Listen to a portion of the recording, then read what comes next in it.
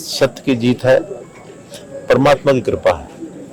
और नवरात्रि का त्योहार चल रहे हैं, कहीं ना कहीं परिवार में कहीं ना कहीं जो उत्पीड़न महिलाओं का भी हुआ, प्रताड़ना महसूस की सबने, कि ऐसी अपेक्षा नहीं थी। जैसे मैंने शुरू में ही कहा था कि इस आयु में आके जब पुत्रवधू घर में हो, नाती पोते हो जाएं, फिर ऐसी चीज को सहन करना एक ऐसी सजा है कि आदमी फांसी खा ले सच तो कहीं ना कहीं ऐसा प्रताड़ित महसूस करता है। वो खासकर वो व्यक्ति जो जमीन स्तर से आया, जिसका भारत की संस्कृति में सीधा सीधा नाता हो, जो भारतीय संस्कृति में पला बड़ा हो, जिसकी सोच में कहीं पश्चिम सभ्यता दिखाई न देती है, वो गांव में जहाँ केवल इज्जत मान सम्मान को सब कुछ माना जाता है, जहाँ पैसे का कोई वैल्यू नहीं है, जहाँ केवल समाज में व्यक्ति की वैल्यू है कि किस स्तर के उसके विचार हैं और किन विचारों को लेकर के वो जिया है, उसके परिवार की पृष्ठभूमि कैसी है।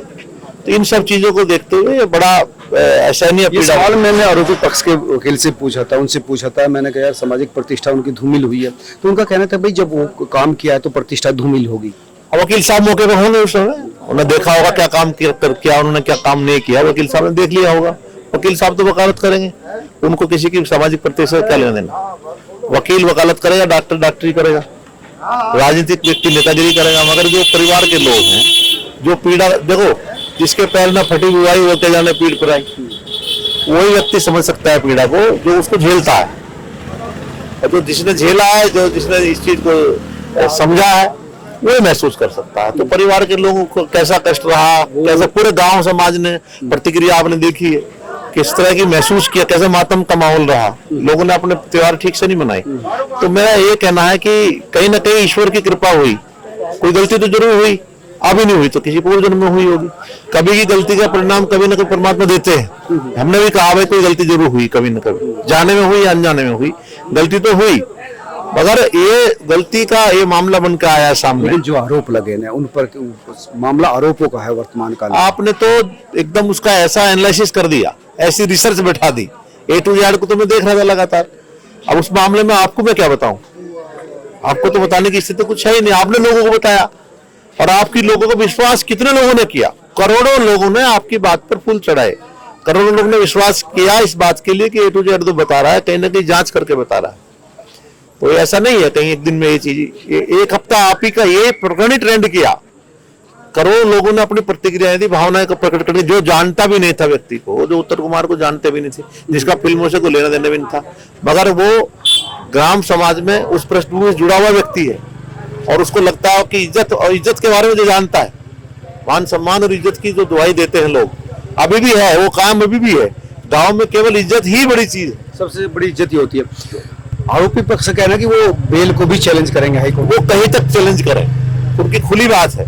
वो सबसे पहले अपने एफआईआर के लिए हाईकोर्ट गए थे, जो व्यक्ति अपनी एफआईआर के लिए हाईकोर्ट गए थे, हाईकोर्ट ने उनको क्वेश्चन किया था, उनकी बात में तथ्यों में कोई दम था ही नहीं, इसलिए हाईकोर्ट ने खारिज किया था।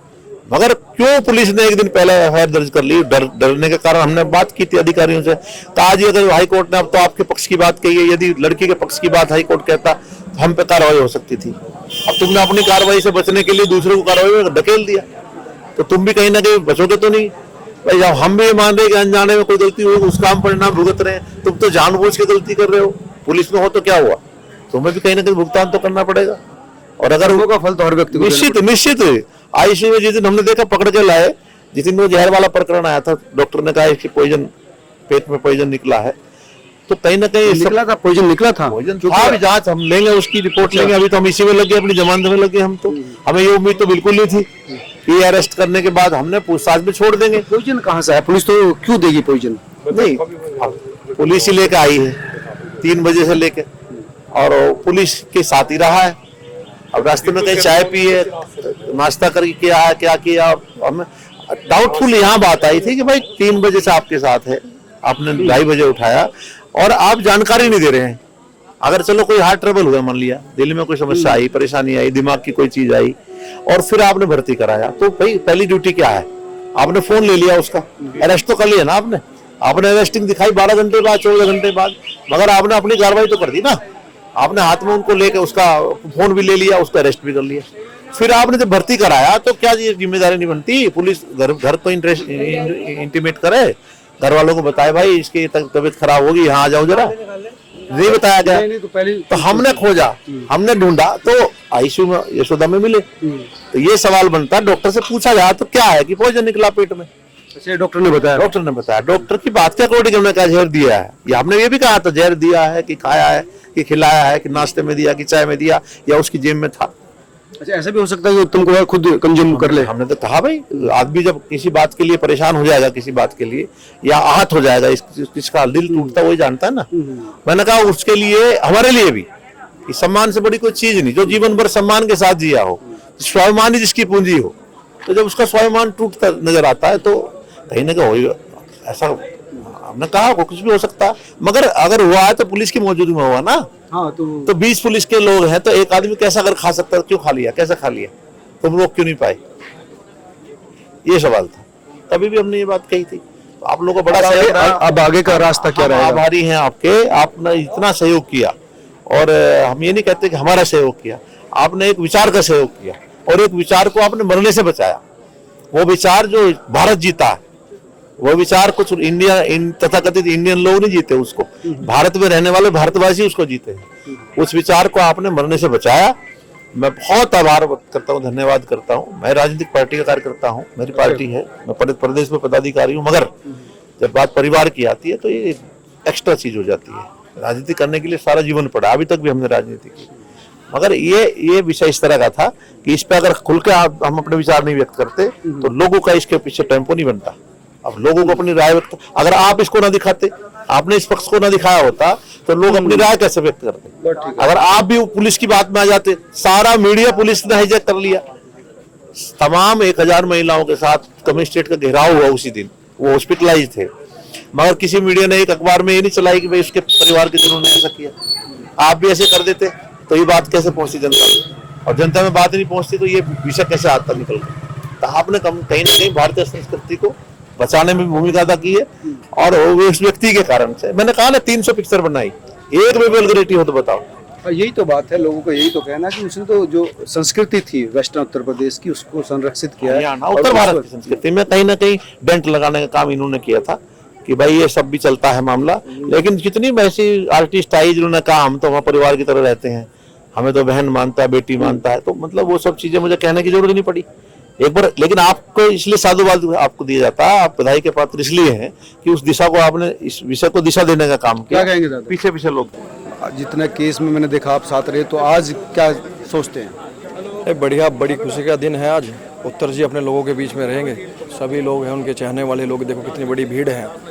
तो कहीं ना कहीं अच्छे आदमी के साथ जनता का प्यार होता है, और जनता का प्यार ही है कि हाँ सुबह से आज खड़े हैं, जो सबको पता था कि उत्तर जी आज रिहा हो रहे हैं, तो बड़ा प्यार लोगों का उत्तर जी के साथ रहा है। और न्यायालय पे भी हमें विश्वास है, आगे भी उन्हें बाइज्जत भरी न्यायालय करेंगे। हाँ, यही मामला है, क्योंकि जो आरोपी पक्ष है उनका कहना था कि हम जमानत को भी चैलेंज करेंगे और जमानत के खिलाफ जाएंगे हाई कोर्ट।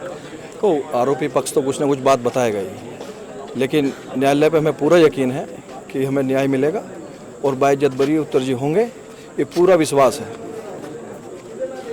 लेकिन जो मैंने आरोपी पक्ष के जो वकील थे उनसे बात की थी मैंने, तो सबूतों के बारे में भी बात की थी, तो उनका कहना था कि अगर लड़की कुछ कह रही तो रेप वाले मामले में उसकी कहना ही सफिशिएंट है। तो ये एक बड़ा चैलेंज रहेगा उत्तर कुमार के लिए। देखो चैलेंज तो उन्होंने आरोप लगाए हैं, हर एक चीज़ चैलेंज है, एक बेल भी एक चैलेंज था, लेकिन न्यायालय ने उसमें कहीं ना कुछ तो उनको दिखा होगा कि इसमें केस में कुछ नहीं है, तभी तो न्यायालय ने हमें बेल दिया उत्तर जी को।